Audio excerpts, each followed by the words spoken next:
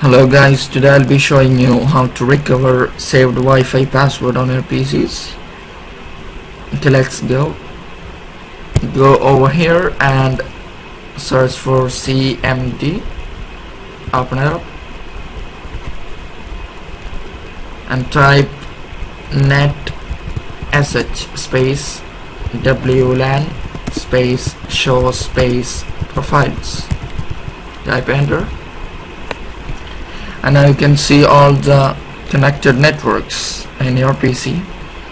And in order to show the password, you type net sh space WLAN space show space profiles space name equals, and here you can type your network name, which is already listed above.